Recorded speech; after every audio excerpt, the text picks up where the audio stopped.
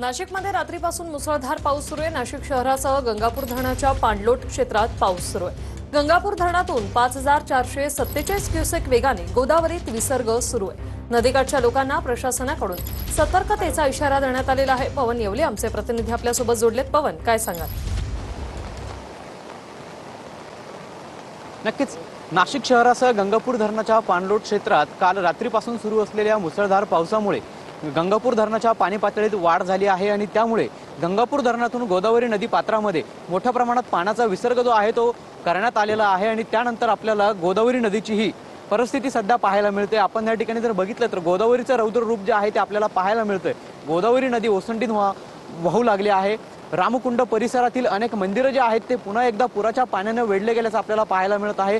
पुराखाली गेल्याचं पाहायला मिळत आहे। पुराचा मापदंड समजल्या जाणाऱ्या दुतोंड्या मारुतीच्या सध्या छातीपर्यंत आपल्याला पाणी आल्याचं या ठिकाणी बघायला मिळतंय।